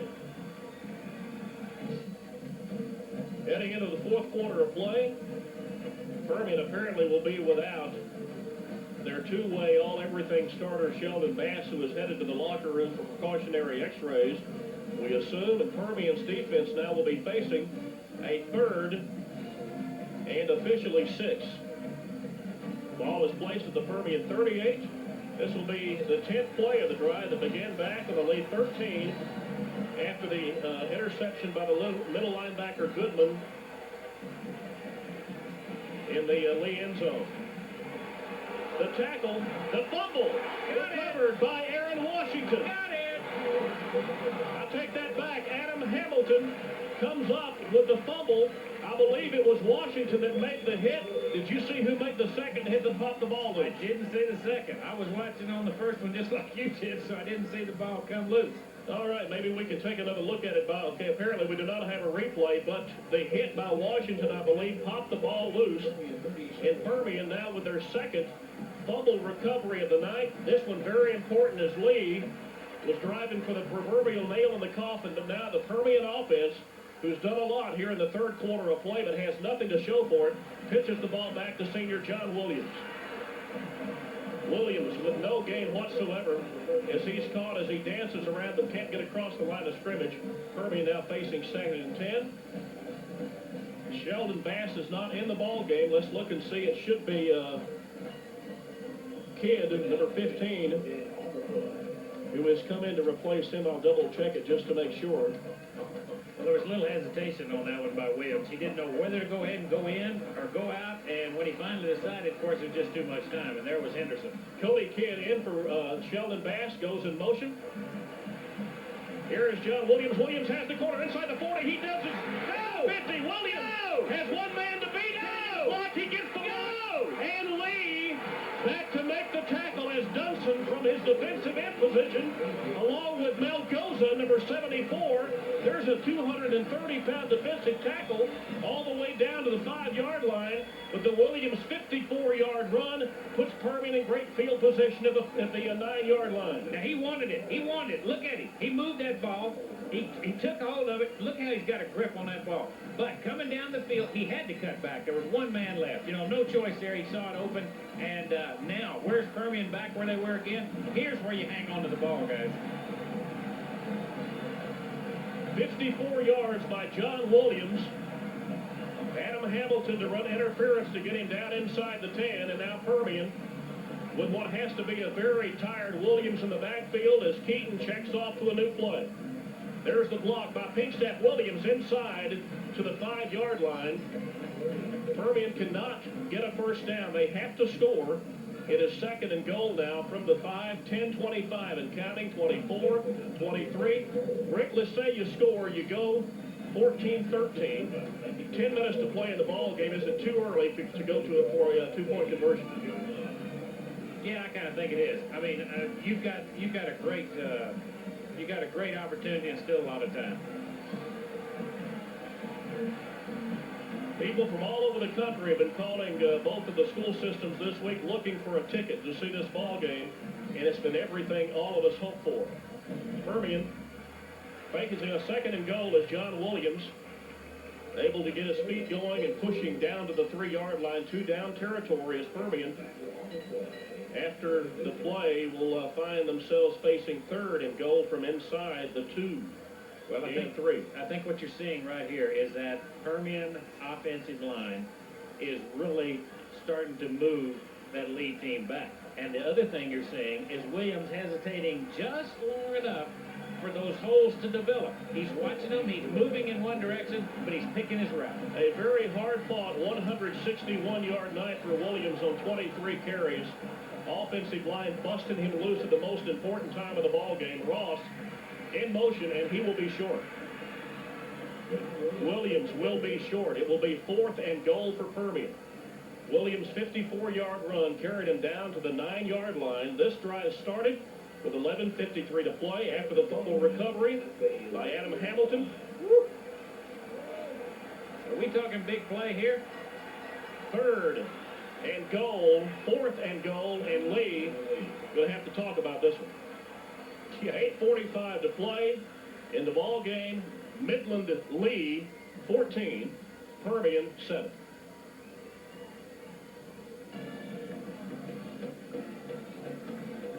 Should Permian elect to go for the field goal, Eric Stevenson has really come on strong in the kicking department. 30 of 30 in the extra point department, and really for all intent and purposes, this will be from extra point distance. As far as field goals, 4 of 7. His best, a 38-yarder against Midland. He's also missed 3 this year.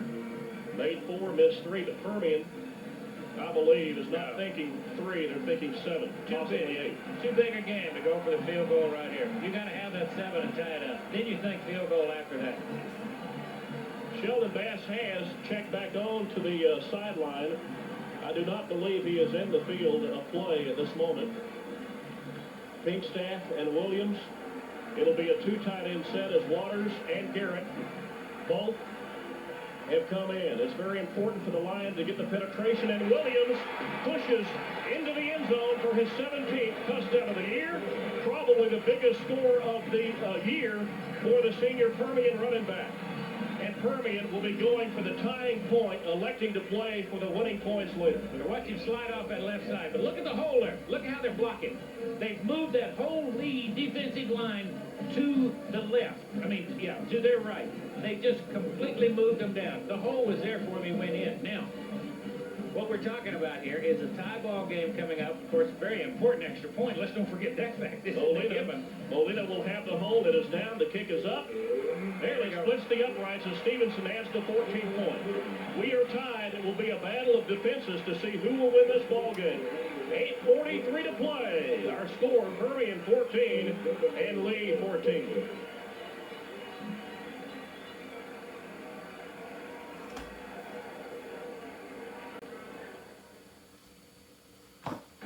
Permian had a couple of chances to score in the third quarter after Lee had taken the opening drive of the third quarter, 67 yards to go on top, 14-7. Permian had moved down inside the 5-yard line. A fumble by John Williams resulted in Lee recovering, but Lee quickly threw the interception that Brito tucked in and dragged down to the Lee 19.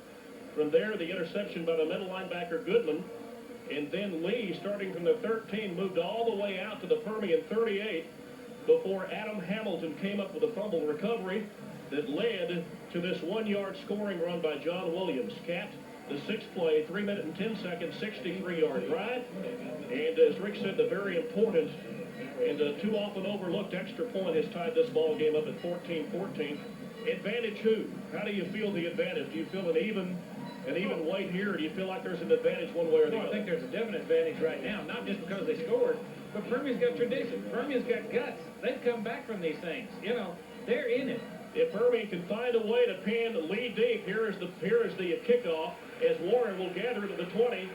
And once again, Lee will play with a short field as they move all the way out to the Lee 37-yard line. Lee tonight, we told you what they did in the first half. They seemed like they played on the Permian end of the field the whole first half. They started from their 40, the 30, the 35, the 32. Permian's 39. Here in the second half, the Lee 33, and because of a couple of interceptions and fumbles, able to turn away Permian scoring opportunities right now from the Lee 38-yard line. Well, this defense has been called on to do it one more time. The pass intended for Pittman. Pittman had an earlier 25-yard catch and run that led to the first Lee score. But maybe the nerves or whatever, and he drops the ball to the turf. Well, I think he heard footsteps, and I mean big footsteps. Alan Garrett was coming after him. I think he saw and heard. Lee's offense has generated 254 yards of offense this evening. Permian, pretty darn close at 265 yards. The low total for the year for Lee was way back in week 1 against Andrews. They only had 310 yards that night. Ever since then, well over 400 each and every week. Here's a screen pass to Jeremy Warren, and Warren breaks across the 50. Warren down to the Permian 32-yard line as Lee once again comes up with a huge play on offense. A very big play. A very big play. Now watch this pass. I mean, it's nothing but a little short pass, flat pass, you might call it. And what happens is, boom, right there. We missed a tackle. It's a gain of 31 for Midland Lee on just a little short pass to the fullback. It's just a little short screen, but once you get a head of steam up, you can really get moving and make some tackles miss. Lee trying inside the handoff to Sims, and Permian there defensively. Pittman trying to do what he can to break loose, but Jensen comes off the bottom of the pile. There's the offensive juggernaut of Pink staff, Keaton, Williams, asking for one more opportunity. It's up to the defense to keep the Lee Rebels out of the end zone and give the Permian offense one more opportunity. There's a lot of possibilities in playoffs. I don't even want to think what a tie will do to the whole situation. No, we don't want to talk about it. Benji Garcia's in there defensively now, too. The gain is one as Garcia has come in as an interior defensive lineman. Here's the quarterback. Turner will roll out. He has the corner, but Garrett chases him down to the Permian 22-yard line. A gain of 8. And Lee facing a 3rd and 2. We've talked about 2-down territory all night. This definitely fits into that category. Earl wants to keep the ball. He wants to grind it out, use up as much of this clock as he can, get down there, and if he can't score a touchdown, at least try and get a field goal. And give it, if he has to give it back to Permian, he sure doesn't want any time on that clock. Steve Williams' longest field goal of the year, a 30-yarder last week against Abilene. This will be a third down play from the Permian 23. Lee has to get to the 21, and it's going to be close. If he got it, it's not going to be by much as Alan Garrett up there to push him back along with Eric Williams and Aaron Washington. They're going to have to measure this one, Rick, and it looks from here as if he's going to probably be about half the distance, half the length of the football short. Well, I think, as we said, it really doesn't matter if he made it on this play or not, because I guarantee he's going to go for it on the next, no matter how far away he is from that first. Lee really has done a very good job of taking care of the big skin tonight. They have not fumbled in the pitching category. They haven't fumbled on the pitch from the quarterback back to the running back. They fumbled at the end of runs, which is different. Well, they've got you can see that they're watching that ball all the way in. They're taking care of business when it counts, and they do have the first down. Big first down there too, Barry. Marlon Henry down to watch the official spot of the ball, and now Lee, who started from their 38. Biggest play in the drive has been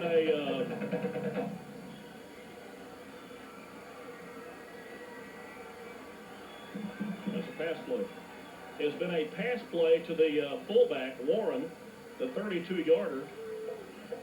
That's what brought him from the 38 down to the Permian at 31 on first down. Lee, first and 10, handoff inside, and Permian's defense again in the middle. Doing the job on Phillip Sims. Let's check the clock. 6 minutes. 6:04, 03, 02. Now inside of 6 minutes to play. And this is the part of the field where Lee has all year long, or at least not all year long, but in their close games, the loss to Odessa High, the close game against San Angelo, where they've had problems. Well, I think what Permian really better watch out on this down is the pass. Whether it be that flat pass or whether it's going to be a quick one across the middle. They just want to get one of those quick young men open with a ball in his hand. The quarterback Turner looking, and he is. Again, he has the running back Sims down to the 1-yard line. It seems like this is a gain of 19. It seems like Lee's receivers have been open in the passing game all night, Rick, as somebody's missing a coverage out in the backfield and leaving them wide open. Well, that's what I said. You know, you got to watch for that one. It's going to be across the middle. They've got the speed. That's what those backs do well. And when you got a fast back coming out of the backfield, many times they can get a head start on you before you can react as to whether they're going to take the inside or the outside route. And that's happening right there. And now that Lee's right on the goal line. First and goal. No signal yet. Must be short. Hand off inside once again to Sims. If Lee looked in a couple of weeks ago against Odessa High, I think they woke up last week against Abilene, and the team that supposedly played at Ratliff against Odessa 2 weeks ago is not the same team we see tonight. Well, they're struggling a little bit. They really are. But, hey, let's say it like it is, guys. This Lee team is playing, I think, a little above their head. But it's still a tough team that this Permian team's having to play. The handoff, it looks to be inside. Is it 43? Is that Warren? No, it looks like Hamilton comes up with it, but Warren credited with the 1-yard run, and now Lee has answered the Permian challenge and taken the ball. 8 plays and 62 yards, capped by the 1-yard run by Warren. Well, I think the plus, if there is a plus to this, is there's still 4:33 left on the clock. So Permian has plenty of time to go back down there. And there comes your scenario for the 2-point conversion. Steve Williams tacks on the extra point, and Lee once again moves ahead by a score of 21-14. 4 minutes and 33 seconds to play, and it will come down to the next Permian offensive drive. Well, there's a song the Permian faithful hate probably as much as the Lee faithful hate Hawaii 5-0. You're right. I mean, we got to give credit there. Lee, like I say, I think they're playing a little bit above their head. If you look at the last part of their season so far, and Permian's just not quite up to where they were last week. Of course, we're talking 2 complete different opponents also. A lot of folks forget one thing, and that is that the coaches coming into the season picked Midland Lee as district champion. A lot of folks forget that. It's a good team. Williams will return this punt. Bass is in the game, but Williams can only get out to the 13. Lee consistently has started most of their drives outside their own 30. Permian now will have to go 88 yards if they want to tie this one up. Possibly go ahead with an extra point, 2-point conversion. They're going to see the lofty ranking of number 1, number 3 nationally, and top dog in the house in 4-5 go down 2. Well, now here comes where the guts come out. I mean, these kids have played great all year. This is still a great game. They played good here. They really have. Cody Kidd in at a wide receiver, and also number 18, Sheldon Bass, is split wide left. Inside of him is Keltron Montgomery. Will Permian pass, or will they go back to the run that Williams has found some openings for here in the second half? Keaton looking to pass. Keaton has Montgomery out to the 13-yard line, or out to the 16-yard line. Gain minimal at best of 4 yards. Well, and the clock ticking inside of 4:10. All of Nick's passes have been high this season. They've either floated on him, or he's just letting them go in the wrong position, but they've all been very high, and you just couldn't recover on that and do anything with it. 9 of 15 for 96 yards for Nick Keaton. Had a 4 of 10 for 25 against Amarillo. Way back in the 3rd week of the season, Williams will be short of the first down as this gain is out to the 18, the gain of 2. Permian facing the most important 3rd down play of the season. And the clock is running. 3:34 and counting. Well, this is gut check, as you say, and in comes Kidd, I believe, was it? Yeah, J.C. Kidd coming in. Kidd coming in as the tight end, number 85, Garrett checks out. Permian going with a 3 wide receiver set. As Kidd is flanked wide to the near side, Keltron Montgomery, Bass to the far side, and heading for the first down sticks and short will be Nick Keaton as the linebacker, number 45. I'm sorry, the defensive end Henderson, number 45, along with Dedrick Adams, the cornerback, chase him out short. And Permian is going to have to talk about this one.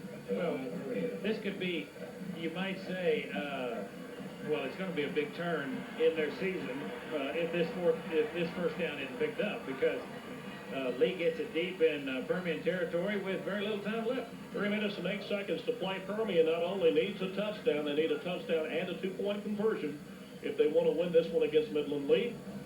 We talked about the series a moment ago and the fact that teams have split 8. The last 8 games at 4 apiece. The last Lee win was in 1990, won at 17-7. Permian with 2 victories in 91, 33-0, 35-7.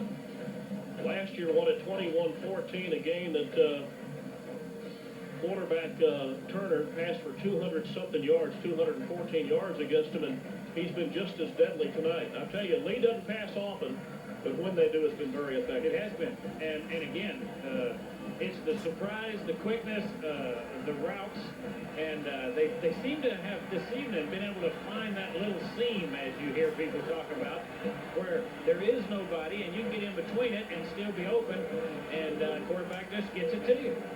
Well, Lee has averaged 19 yards per pass completion tonight. Here's the pass completed, and look at the move by Sheldon Bass as Bass crosses out near, in fact, across the 30-yard line, the gain of 12. And the connection of Keaton to Bass, good enough for a very important Permian first down. Not only does Bass catch it, but he also gets out of bounds to stop the clock. Jumps over him, says, uh-oh. He knew where he had to go. He knew he had to do that. And then he heads out of bounds, stops the clock. Rick's exactly right. 3:01. The clock is stopped on that play. Permian now with a 1st and 10, 70 yards away from taking the lead in the ball game with a score and a 2-point conversion. Williams bottled up, cuts back inside, but I'll tell you, the corners and the defensive ends have done a great job by Lee tonight of stopping the running game outside of Permian. Well, they have. They not only pursue well, but you know, your defensive end's holding, and your cornerback is coming up real fast, and penetrating when he sees there's no pass, and making Williams turn inside, so he's turning right back into the rest of the team. Should Lee win the ball game tonight, Permian will face a very tough battle next week at Abilene, at Shotwell Stadium against the league's #1 offense in Abilene Cooper. Pass thrown out and completed once again from Keaton, this time to Montgomery. This will be after the 40-yard line, and Permian now will face a third, and looks to be just a little less than 1 yard. Well, I think they need to move a little quicker. The clock's still moving. I don't know if they think that there's no 2-minute warning in high school. Yeah, that they're waiting for the 2-minute warning. Folks, we're getting down to close territory here. We are inside of 2 minutes. 1 minute, 57 seconds, and counting. Now inside of 1 minute and 50 seconds. Permian, as Keaton will roll left, looks for a block and gets it from Williams.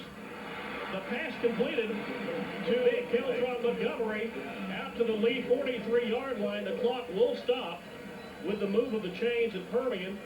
After calling 2 plays in the huddle, we'll move up quickly and try to once again get things underway. Okay, it's a run. Everybody thinks from Lee that he's going to roll to the left and throw in the flat over there. But Keltron has already gone down and come across the middle. He's standing in between 4 defenders and makes the catch. Adams one-on-one with Sheldon Bass. Keaton looking for the screen pass. Lee putting the pressure on him. And this one completed as a tight end screen, rather a wide receiver screen, as Lee has studied the film and snuffed that one out from the very get-go. Do we have a flag on the field? Well, there is a flag on the field. There's one right there. They say it's against Permian, apparently. Let's look at it. Yeah, that's what the they're move saying. was against Permian. At least that's what linebacker Justin Goodwin is pointing to. Illegal receiver downfield? Illegal receiver downfield. I think. So what they're saying on the wide receiver screen that was just thrown, they're saying that Bass was not behind the line of scrimmage. Had he been behind the line of scrimmage, it wouldn't have mattered. He was out to the 40. He caught it to the 41. The line of scrimmage was the 43, so they were correct.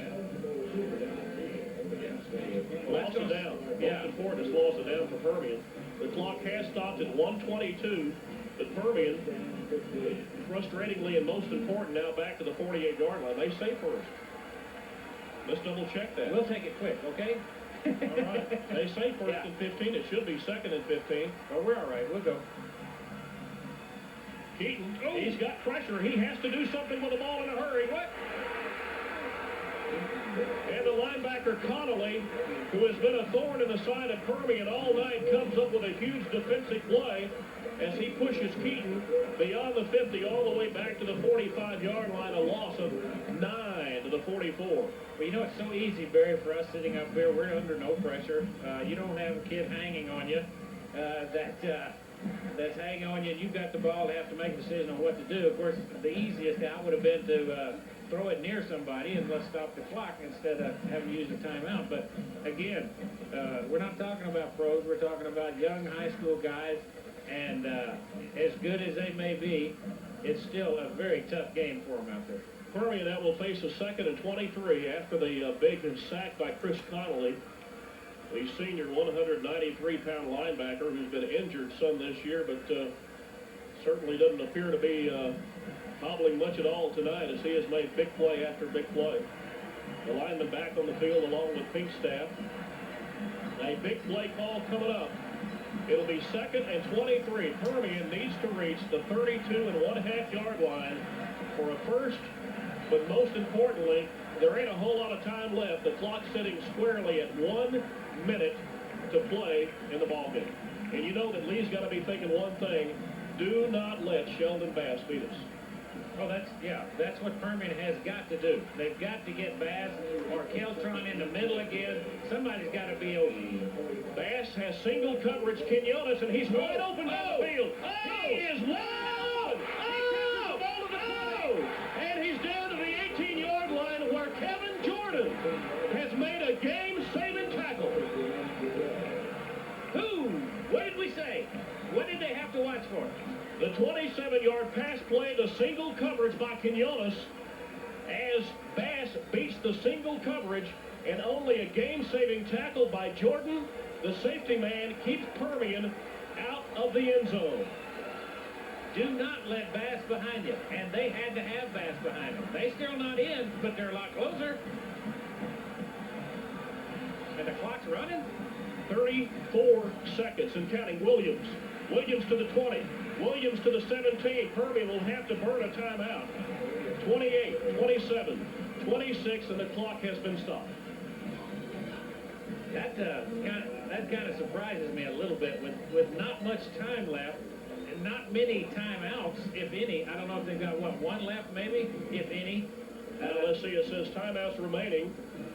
None. Permian has used their last timeout. The pass play covered 38 yards. Well, we're going to have Keith right quickly count up the yardage that Bass has gathered in tonight. Well, again, he has really been a big difference in this ball game, and a game that the Lee defense has really done a great job on stopping Permian's running game, other than those two big runs by Williams. So I guess the only question I'd have is, and I'm definitely not the coach, and I'm sure there's a plan there, but with only one timeout at that time, why would you run it? On the defense thinking pass, you might can sneak one in on them. Well, and if you're gonna surprise somebody, you've got one of the best running backs in state to surprise them with it. Bass has caught passes worth 126 yards tonight. The biggest one, a 38-yarder, just a moment ago, that moved Permian down to the 13. Wouldn't you hate to Bass will be on single coverage against Dedrick Adams. Permian will try the alley-oop, throw it into the end zone. Look at the pressure put on by Lee. Here is Keaton. Keaton has the whole field in front of him, and he's down to the 1-yard line and out of bounds. 17 seconds to play. The biggest run of the year by Nick Keaton, and he is hurt. He is hurt. He's holding his right arm. Let's see if Lucas Molina will trot into the ball game and hand the ball to Williams. Watch him. Here he comes. The biggest run of the year by Nick Keaton. He almost got caught. Down to the 1-yard line, and most importantly, he gets out of bounds. 17 seconds, Barry. It'll come down to one play and a 2-point conversion. The one play by John Williams has Permian into the end zone. And now with 15 seconds to play, Permian will go for the 2-point conversion for the win. I'm chicken, Barry. You know what I'd do? You'd kick it. I would go for this tie, and a tie, I think, is definitely better than a defeat. Well, you're thinking along with Tam Hollingshead, because number 13, Stevenson, has come on the field, as has Lucas Molina. Lee thinking maybe they're trying to snooker us on something, calls a timeout. They have one remaining. In fact, 21-20. But they say a tie is like kissing your sister. I know that. You really want to plan a big one on sis. But now look, if you're looking at the overall picture, and I know you said a tie, is going to. I don't even want to think about what that does. But think of what we know what a loss does. There has not been a tie between Permian and Lee. I'd take it. In this 35-game series. I'd take it. And I want to tell you what, I'm as proud of these young men as I've ever been. What I tell you, the cream rises to the top. Who would have given them a chance of coming back like that? Well, there's been two 9-7 games, one of in 1981, the other a 9-7 game in 1964. A 14-13 game is the closest ever in the history between these two schools. Actually, there's two of them, right? The 14-13 in 1972, and then probably one of the biggest ever was the 15-14 victory by Permian in 1984 that got them all the way to the state final before tying for the state championship. Any pressure on Stevenson? A lot of pressure on Molina to get the ball down, Stevenson to get the ball through. The kick is up. It's there. And Permian elects to go for the tie. They get it with 15 seconds to play. But, Rick, there's 15 seconds on the clock. Marlon Henry returned a kickoff last week against Abilene. 90 yards for a touchdown. And that's one area this year. The one area this year, I was listening to the score of the Odessa High game, that Permian's really had a problem in letting them run back the ball great distances. Yeah, but you got to think they've got to keep the ball away from Henry and keep it short. Why not do an onside kick and try and get it quick and go for one big pass? What do you got to lose? Do you think there are any disappointed fans that see a tie score on the clock? I wouldn't be. If I was on Permian's side, I definitely wouldn't be. If I was on Lee's side, I would be most disappointed because we had it won until the last. But after you think about it, I would be very pleased if I was a Lee fan. Well, I'll tell you, a tie certainly beats a loss. Permian had a couple of opportunities way back early in the third quarter. Matter of fact, with 6:59 in the third quarter to play, Permian was knocking at the Lee door. They were at the 4-yard line when Williams dropped the pitch back, and Lee recovered after an interception by Tito Burrito. Permian started at the Lee 19, and they had a chance on second down from the 11-yard line where the middle linebacker Goodman came up with the interception. And Rick, I think you're exactly right. They've had their backs to the wall tonight. The defense has broken quite a bit more than you'd like, but the score reached 21-all, and that's the most important part, I believe. Here is Warren. Warren returns this one out across the 30. Adam Hamilton meets him head-on along with Marquise DeRoss, number 17.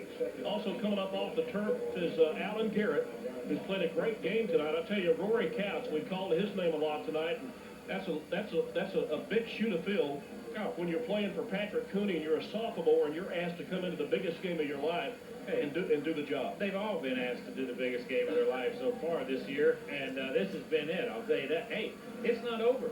We got 8 seconds to go. That could be 2 plays for Lee. Yeah. Permian has put a lot of pressure on the quarterback tonight. They have yet to sack. Quarterback Courtney Turner, and they're looking for the biggest pressure of all right now. And Lee hands the ball off, and they're going to go to the house with a tie as Henry takes it across the 45. 3, 2, no, 2 seconds to play. Permian heads up to Abilene next week. They're going to be playing Abilene Cooper. Abilene Cooper, as we mentioned a moment ago, the most potent offense in all of District 4-5A. One of the top 7 offenses in the entire state of Texas. And Permian going to have a big road to hoe next week. You know, there's another question I guess I'd ask right there. If, in fact, you're going to run the ball and take the tie and go home, then why would you call a timeout? Why not go after the thing all the way and not try and run it and waste time? Well, that's why they stick us old-timers up in the booth and keep you off the field. I'd like to thank our camera crew tonight, Perry Berryhill and Larry Shackelford, and on the field, Cliff Peckett. Our replay artist tonight, Kathy Bailey, or rather Debbie Bailey. Debbie Bailey, thank you very much, Debbie. Here's the handoff inside, and Sims, whoa! And there's Couch getting the hit on to end the ball game in a 21-21 tie. A surprise, I'm sure, in some quarters, but Permian very happy to come away with a 21-all tie in a game that, well, can result in what's most important, a playoff position for the Permian Panthers. Debbie Bailey, Bob Bailey, part of our production staff. Keith Franklin did our stats again tonight. Rick Wood, our analyst on the ball game this evening. Guys, thanks for a great job. I'm Barry Sykes. Thanks for being with us at Ratliff Stadium tonight. And next week, we're going to be heading up to the Key City for Abilene to see Permian and Abilene Cooper. And I tell you, in for another great game next week. Well, it's another one of those big ones, as I said when we started this thing out. Hey, Permian has got 3 tough ones in a row. They just got one and got out with a tie. It's going to be tough. Well, of course, the big question is going to be the injury situation with Bass and Lenny, and also with Patrick Cooney. Apparently, Bass okay because we saw a couple of big plays there at the end. Once again, our final score, the first tie ever in the series history between Permian and Lee. Permian 21, Midland Lee 21.